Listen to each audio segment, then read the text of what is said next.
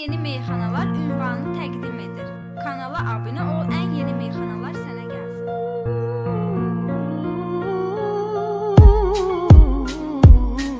Bugün dodağım yox, yoxluğundan öpməyi var. Sənsiz ölərəm, boş şeydir, sənlə ölməyi var. Ən yaxşı gülü seçərsən, görüşə gedərsən, sonra sevdiyi evi başqasıyla görməyi var.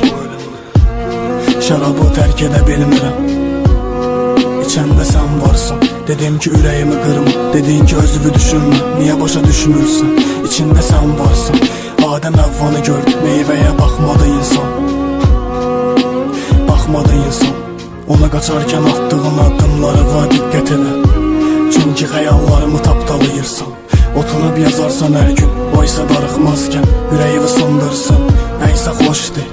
Mən onun saçlarına doxunmağa belə qıymazkən o gedib başqalarıyla, nəysə boş ver. Mən sənsiz ölürəm, səndən səni istəyirəm.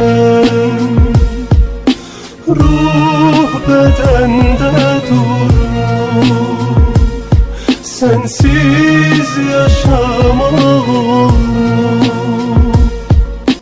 Mən sənsiz ölürəm, səndən səni istəyirəm.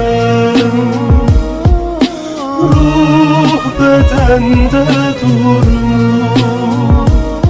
sənsiz yaşamaq olur. İstədiyim tək şey, uşaqlığım, oyuncağım, bir də kəndim. Ruhumu qeyb edirəm, masamda məktub var, həblər, bir də ülgöz, bir də kəndir. Bu gecə ölümü qeyd edirəm, adım gecəyə bələndi. Mən günəşi olmaz adam, körların günəşi olmaz adam.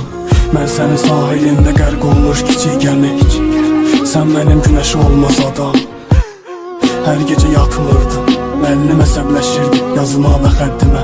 Dedin ki əlvida, mən yoxam, xoşbəxt ol. Sənsiz xoşbəxtliyin mənim nə həddimə.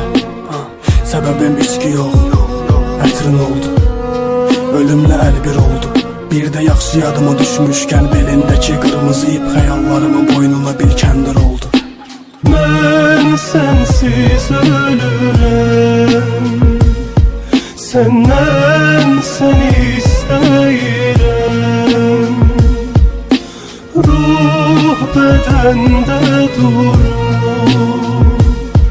sənsiz yaşamaq olur. Mən sənsiz ölürəm, səndən səni istəyirəm. Ruh bədəndə durur, sənsiz yaşamaq